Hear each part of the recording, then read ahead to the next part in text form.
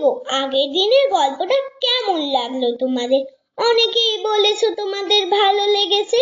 তবে চলো, আজও একটা পঞ্চতন্ত্রের নতুন গল্প শোনাই। আজকের গল্প বক ও বেজি। বনের মধ্যে একটা বট গাছে এক দল বক বাস করত। সেই বট গাছে কোটরে একটা কালকেউটে সাপও বাস করত।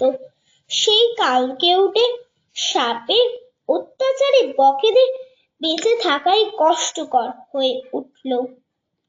বকেদের ছানা হলেই ডানা গজাবার আগেই কালকেউটে ছানাদের খেয়ে নিত। বহুদিন এভাবেই চলছে।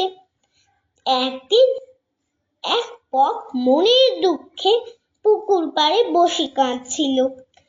পুকুরের এক কাঁকড়া বককে কাঁদতে দেখে গুটি গুটি পায়ে এগিয়ে এলো। বকের কাছে এসে নরম গলায় জিজ্ঞেস করলো, তোমার কি হয়েছে মামা? অমন করে কাঁদছো কেন? বক তখন কাঁকড়াকে সব খুলে বলল, আমার পোড়া কপাল, একটা সন্তানকেও আমি কালকেউটের হাত থেকে বাঁচাতে পারছি না। তাই সন্তানের শোকে আমার বুক জ্বলে যাচ্ছে। কি করে যে এই শয়তান কেউটেকে মারা যায় বলতে পারো? কাঁকড়া ছিল খুবই চালাক।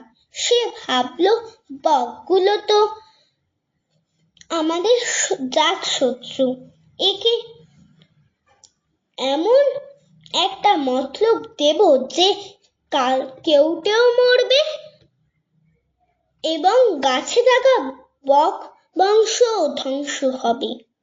কাঁকড়া এমন বককে বলল যে কালকেউটে যতদিন বেঁচে থাকবে শান্তিতে থাকতে পারবে না।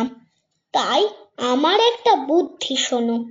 তোমাদের গাছের নিচেই গর্তে একটা বেজি থাকে। তুমি জানো বেজি মাছ খেতে ভালোবাসে।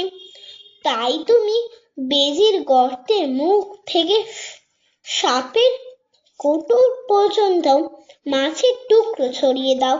তারপর দেখো কি হয়। কাঁকড়ার বুদ্ধিটা বকের খুবই মনে ধরল। সে ফিরে গিয়ে সেই মতোই কাজ করলো। এবার মাছের গন্ধ পেয়ে বেজি গর্ত থেকে বেরিয়ে এলো। তারপর মাছ খেতে খেতে গাছে উঠে গেল।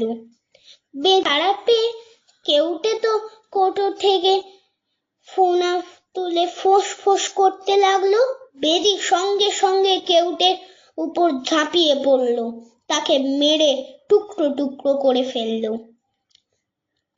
তারপর গাছে যত বক ছিল তাদেরও এক এক করে খেয়ে শেষ করে দিল।